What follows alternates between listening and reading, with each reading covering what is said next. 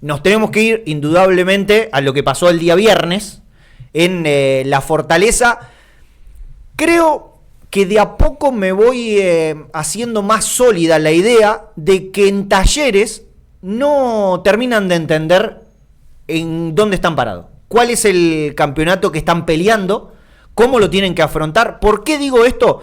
¿Se recuerdan que hace un tiempo, después de la presentación de Tevez, yo les decía que había un dirigente, una persona allegada, que post conferencia, cuando se hablaba acerca de la situación de pelear el descenso, lo trató como de manera jocosa? No vamos a pelear el descenso.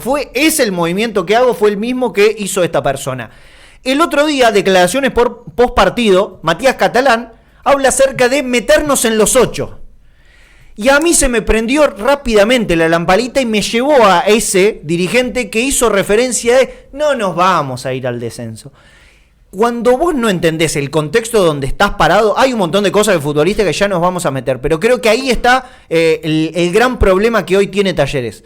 De saber que no querés estar ahí. No. Seguramente que no querés, nadie nos imaginábamos que a esta altura del año Talleres iba a estar en esta circunstancia, pero la estás. Sí, la primera etapa es la negación. Bueno, tiene que pasar rápido esa etapa, porque si vos te quedás en la negación, no, en ningún momento vas a poder evolucionar y salir de donde estás. Y a mí esa declaración de Catalán fue como un llamado de atención grande, decir, muchachos, están peleando el descenso. Guste o no, esa es la realidad que hoy tiene Talleres y yo no sé si la terminan de entender. Personas que están en esta mesa han sufrido el descenso en sus clubes y saben lo que es estar en el descenso. Sí. Y parece haber una soncera de hablar de un Talleres que puede llegar a descender porque salió campeón a principio de año. Pero cuando vos ya empezás a estar al fondo de la tabla, poco a poco te seguís viendo, pasan las fechas y vos seguís al fondo de la tabla y ya están en las últimas fechas y seguís en el fondo de la tabla, muchachos, se vuelve una pesadilla y ya es tarde. No hay vuelta atrás. De acá un tiempito ya vamos a decir, Talleres está con lo justo. Y cuando empezás a estar tan ajustado y tenés al descenso atrás, empiezan a aparecer los fantasmas. Por ahora estamos tranqui. Sí. No podemos. No sé si estamos tranqui. Yo a lo que voy es que, mismo como dice Fran, remarca Catalán, no, estamos para pelear en los primeros 8 y demás, pero es por estas fechas. Este torneo no te perdona mucho, es cortito. Cuando hablas de la negación, hablas de las 6 etapas del duelo. Sí. Correcto. Pero bueno, también puede ser en otras circunstancias, ¿no? La etapa de negación, que no llegue a duelo, que no sea algo terminal y algo cíclico de que estas actitudes que estamos viendo de los jugadores de Talleres van marcando el camino que todavía no está marcado, todavía no es una sentencia, porque quedan pocas fechas, pero esto de pelear en esta zona donde el otro rival tampoco suma puntos, te permite que con un buen colchón esta situación pase. Pero tenés que entender que tenés que sacar esos puntos y que no alcanza con ganar la Independiente. Porque a mí me dejó esa sensación, chicos. Talleres le gana Independiente, bajó la espuma y dijo, listo, ya está. Estamos. Ya está. Ya está solucionado. El torneo lo encaramos de esta manera, con esta posibilidad de entrar a copas, porque es un torneo distópico y si te metes entre los 8 ya peleás la posibilidad de salir campeón y meterte en una Copa Libertadores. Pero bueno, Talleres no tiene que pensar en eso, tiene que ser realista, como decías vos, de que va a pelear el descenso. Ni siquiera quiero ser positivo porque me parece que no ayuda. Iba a decir pelear el descenso por lo menos en la primera parte del torneo. Quizá lo tenga que pelear hasta la fecha 16, hasta que le toque ir a Alta Córdoba o al Kempes ante Instituto. Que piensen eso también el hincha de Talleres. Yo creo que el torneo se define enfrentando a otro rival en un clásico. Es que la mentalidad tiene que estar puesta ahí. Tu mentalidad es salir de esa zona. Después, si indudablemente el torneo que clasifica a 8 de 15 en una zona te lleva a clasificación, perfecto. Pero hoy la mentalidad no puede estar puesta en me clasifico sin ver lo que estás viviendo hoy por hoy. Y creo que en esta línea de no terminar de estar sólido en cuanto a cuál es el semblante que necesita el equipo, tampoco está tan clara la idea de Carlos Tevez, que si hay una constante desde la llegada de Carlos, tiene que ver con las modificaciones innecesarias de cambio de esquema. Que el otro día yo voy a creo que ir en contra de la corriente de esa línea de 5. Para mí no fue línea de 5, fue una eventual línea de 5. Por momentos, sí. Exactamente. Augusto Schott fue más con Panucci volanteando que un Companucci al lado de Morales. Sí, Y en Catalán jugó de 4 y Augusto por delante de él, dependiendo de ciertas circunstancias. Pero hay un cambio constante de nombres, de esquema, de búsqueda, pero hay una constante que también se mantiene, que Talleres hoy, si vamos a las estadísticas, es el equipo que menos chances grandes ha creado y el que menos ha pateado al arco. 30 equipos hay en el fútbol argentino, Mira. Talleres es el que menos pateó al arco. Entonces, vos para competir y salir de esta circunstancia, sabés que tenés que patear al arco. Y Talleres es el que menos lo ha hecho hasta ahora. Y esas estadísticas defienden, en mi opinión, de la farsa y la mentira de Tevez juega y plantea partidos dependiendo del rival que tiene enfrente. Mentira. Para mí Tevez juega y ve lo que tiene y va probando partido a partido, Sí. y es lo lógico y no es culpa de Tevez, es lo que le pasa a cualquier técnico que llega sobre la hora, que no conoce a sus jugadores, que tiene un plantel limitado, corto, y es lo que vemos partido tras partido. Tevez todavía no encuentra o no sabe a qué quiere que juegue Talleres. No, el tema es que no está funcionando como un extintor del fuego, del problema, porque tiene que entender que Talleres no tiene ese tiempo para andar probando. Y cada vez que prueba, se agrava más la llama, se vuelve más intenso, porque ahora, probaste línea de 5. De paso, con 3 centrales que nunca jugaron juntos. Gut en su debut en Talleres, Catalán que hacía mucho tiempo que no jugaba en Primera División, tuvo unos minutos en reserva. Y lo de Juan Gabriel Rodríguez, que ya tenemos una estadística después para explicar qué fue y qué es Rodríguez en este equipo. Sí.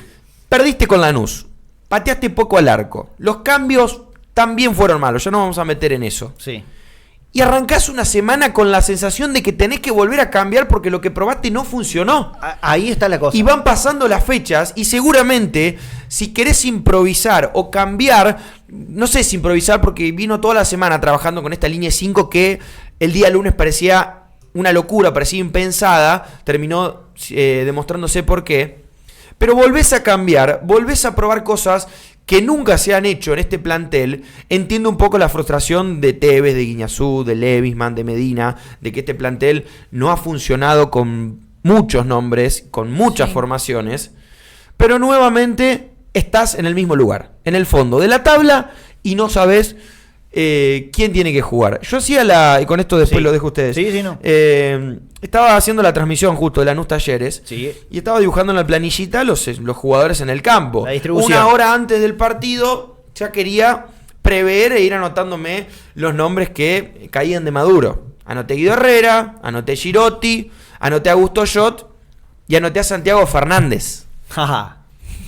El Qué que no bronca. fue, el que no viajó complacente a la selección. Claro, y anoté a Santiago Fernández, que es el más regular en cuanto a lo que viene demostrando Talleres. Y no sacarlo por una cuestión de altura para un Lanús que te ataca con un solo delantero. Hagámoslo ahora, mientras no sé si querés, Ro, decir algo en relación a eso. Para mí ahí no hay ningún tipo de lógica y es con Mira. respecto a lo que yo venía diciendo recién. Para mí Tevez en realidad no es que plantea los partidos dependiendo del rival que tiene al frente, sino con lo que tiene no tiene sentido que lo haya sacado Santi Fernández, porque más allá de, como dice Tommy, un solo 9 tiene Lanús, que es tanta altura. No puedes sacar al mejor jugador o el más sólido en defensa por una cuestión de altura, no tiene sentido. Bueno, muy rápidamente, a ver si hay tanta diferencia entre uno y otro. Matías Catalán, 1.82. Santi Fernández, 1.79. No es que hay... No, pero ponelos a saltar. Me parece que la condición atlética de Santi Fernández es tan... No tiene sentido. No, pero es tan ilógico meternos en esa cuestión de descubrir que es por 3 centímetros como es. Sí. Tan ilógico. Por eso lo hago. Y tan escaso de argumento solamente limitarse a decir jugué, porque ni siquiera es la explicación de jugué con 2 centrales altos. Claro. Es la explicación de jugué con línea de 5 por una cuestión de altura.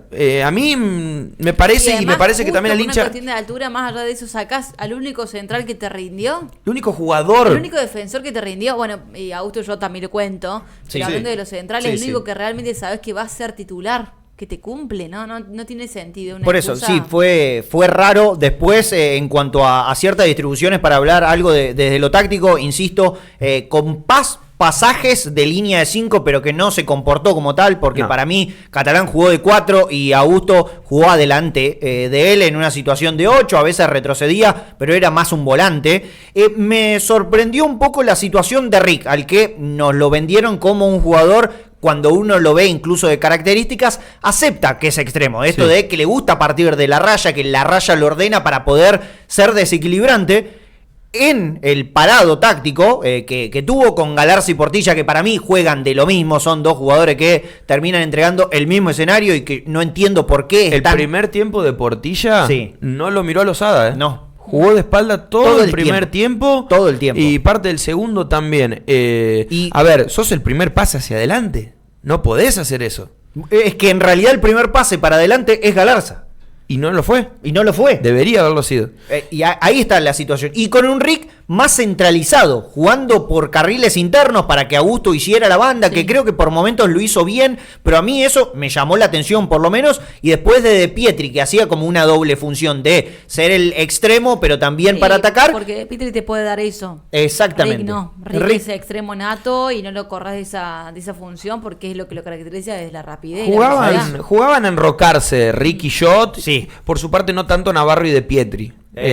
Como sí, que De Navarro- Pietri tomaba con otra responsabilidad la pelota. Pero lo de Ricky Shot, supongo que intentando desordenar a la defensa de Lanús, ¿no? Que, bueno, se las arregló para que luego Rick termine Que- saliendo. Pero me parece que esa fue la búsqueda principal. Se vio los primeros 15 minutos, después desapareció. A eso iba a ir porque una de las características, o por lo menos jugadores diferenciales que tenía Lanús, tenía que ver con Sasha Marsic, que no gravitó en esos minutos. Y a mí esa situación del movimiento, la posición de Rick, por lo menos me pareció una búsqueda interesante y que le dio algo. Con el correr del partido se terminó desinflando. Pero aquí es donde me quiero meter también un poco en lo que termina siendo el gol, el único gol que marca la diferencia, donde mucho se habló, por lo menos leí que se hacía referencia a la situación de la línea de 5, que tenía que ver con una línea de 5 que para mí no fue tal, y que el error estaba en Good y en Rodríguez, quién era el que no sobraba.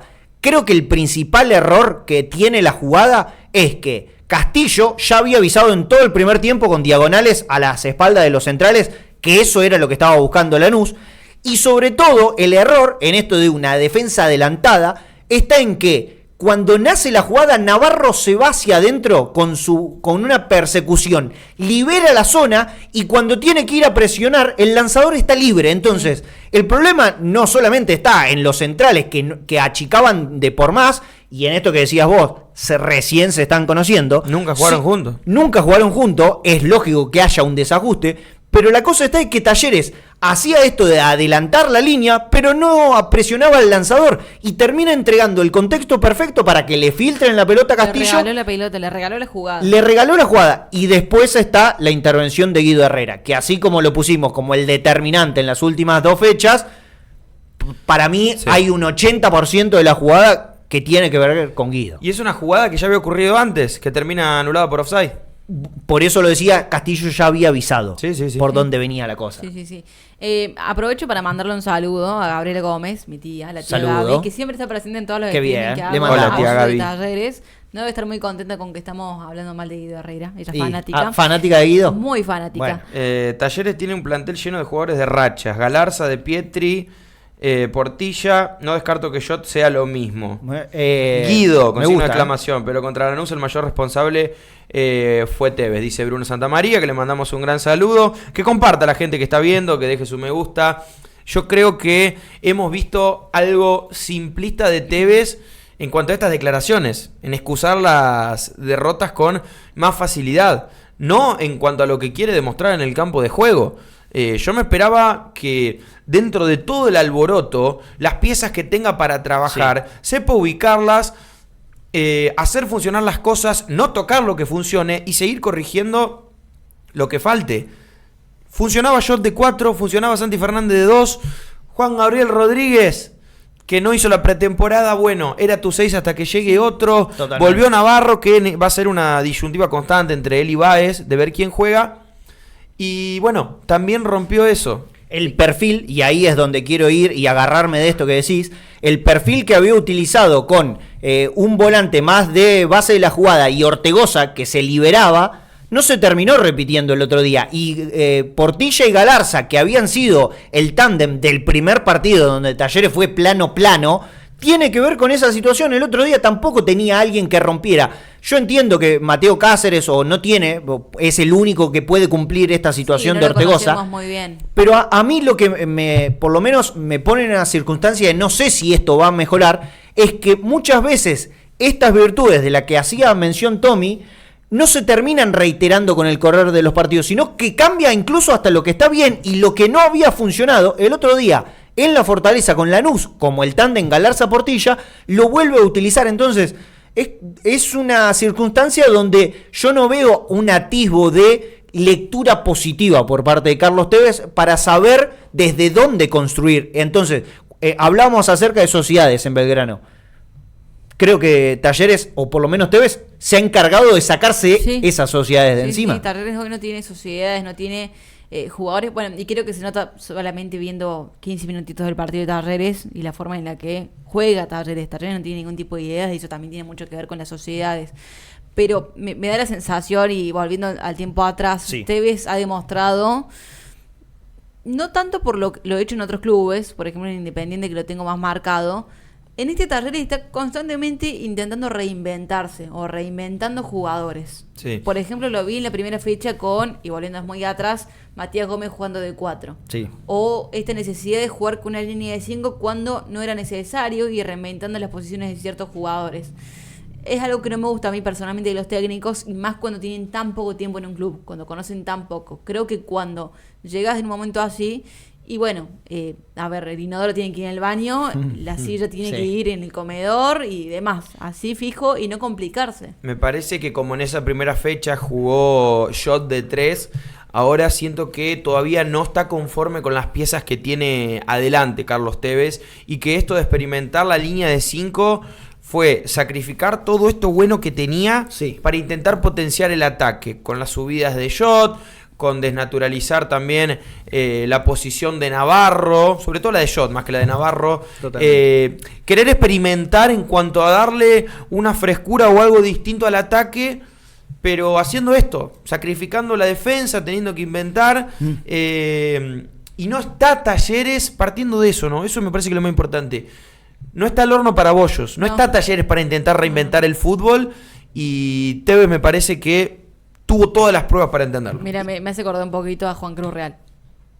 Yo creo que por lo menos Real sabe cuál es su idea futbolística. Tevez, a mí hasta ahora, tanto en Rosario Central... Es un esquema causado, ¿no? Jugar con línea de 5, jugar con línea de 3. Sí. De los 32 partidos que dirigió en Independiente, poco menos de un tercio lo jugó con... fue con 3-4-3, 3-5-2. Pero tenés que tener también las fichas para poder jugar. Sí, más vale. Sí, sacarle el código, a descifrarle la naturaleza que tiene cada uno de los jugadores. Arrancó con un primer partido, llevaba a 2 entrenamientos, pero con 3 enganches, 3-10, 3 creativos, y el otro día no puso a ninguno en condición de titular. Rarísimo. Sequeira entró y en otra sintonía, Reynoso ni que hablar. Pero también podemos hablar de quién sale cuando entran. Sí. Porque lo saca de Pietri, que era el único que estaba perforando a Medina y Cardoso, que hicieron un gran partido. Sí, tiene 2 o 3 conducciones para dentro de Pietri muy buenas. Ni siquiera vale la pena hablar de que era un Lanús con bajas, era un Lanús que con poco hizo partido. Muchas el bajas, mejor Lanús que te podías encontrar, porque Lanús es un equipo durísimo, pero llegaba desmantelado para ese partido. No, pero lo tiene de recontrahijo. Los últimos partidos le ganó todo y en el último tiempo... Es un una rival cancha. complicado. La Fortaleza es una cancha de viernes a la noche, justamente. Vos vas a ver el partido el domingo a las 3 de la tarde, pero es una cancha de viernes a la noche. Me dio la sensación de que a Talleres con poco lo golpean y termina perdiendo los partidos, pero no le alcanza con lo mismo para poder ponerse arriba. Y si no patea al arco, el equipo que menos pateó al arco. No patea al arco, sale Girotti, entra Bustos. Bueno, eso ahí, y me gusta esto que enganchás, porque fue una de las cosas que vi. El partido no lo vi el viernes a la noche, lo vi medio de lejos y lo repasé en el fin de semana. Estuvo de cumpleaños, feliz cumpleaños. Gracias, feliz muchísimas cumpleaños. gracias. 33 son mejores. Me quedo con la situación de Bustos y Girotti, que Girotti en el primer tiempo, las 2 acciones que tiene ofensivas con algo de claridad o por lo menos remate, participa Girotti. Yo sé que no es el que todos quieren. Talleres quizás necesitaría otro perfil de delantero, pero pateó una de media distancia, que pasó cerquita, y en la que tiene de Pietri llega desde un centro de Girotti. Hay un montón de cosas que podría mejorar. Quizás no es el delantero que Talleres necesita en este momento, pero de lo que tiene ahí adelante, para mí es el único que por lo menos intenta. A mí personalmente nunca me gustó Girotti. Comparto. Nunca fui muy fanática, pero entiendo que no es situación hoy del 9, de que Girotti esté mal. Es que Talleres no juega como para que el 9 pueda tener un partido bueno. No, y además... Porque puede Talleres hoy traer un refuerzo y traer, no sé, que se reflote Gaich. Que se reflote.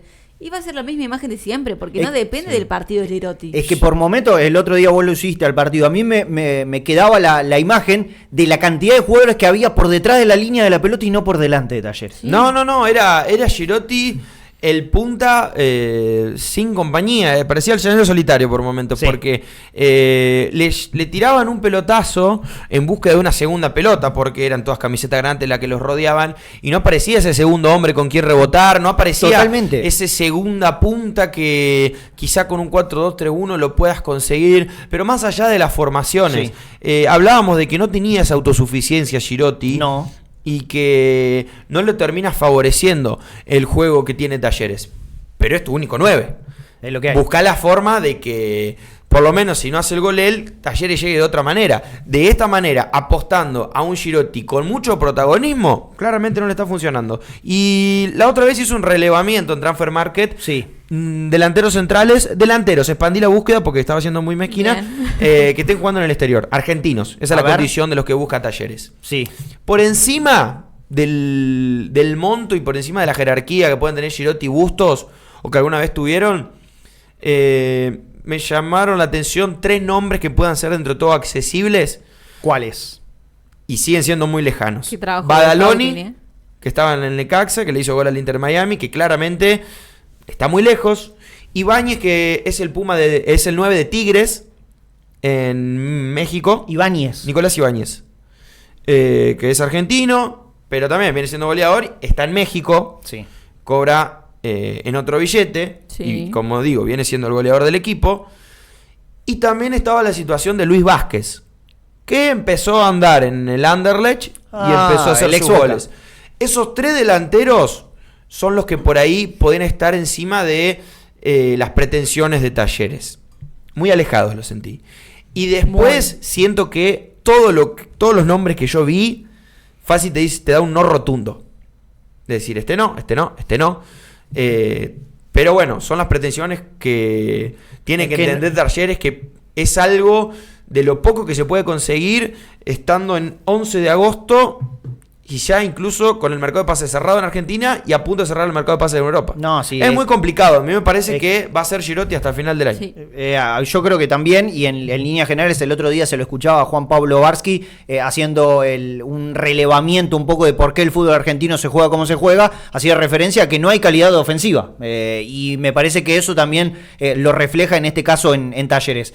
¿Con qué se queda positivo o negativo de la derrota del Matador en la Fortaleza? Bueno, qué complicado, porque, o sea, siempre intento buscar algo positivo, pero realmente en este partido ni siquiera hay algún momento o alguna asociación. Pero como, bueno, recién remarcaba Brunito en el chat, que era algo Sí. que creo que también lo hablamos el viernes con Tommy a la noche, este Talleres que están de jugadores de rachas. Porque hoy sí, si quiero remarcar algo positivo, y te voy a remarcar la de Pietri, que ya viene hace rato creciendo partido a partido, pero que sigue siendo un jugador de rachas. Hoy las rachas son todas negativas. Hoy es muy complicado encontrar un jugador que te rinda más de 6 puntos.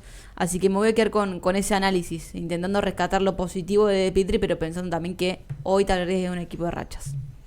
Kaiser. Me voy a quedar con que A a ver. Bartichotto lo siguen buscando de todos lados y sigue haciendo goles a lo loco. Hay que agregárselo a Medina completamente a ese. Hmm. Toda del uruguayo. Obviamente es Talleres el que Claro, accede, claro.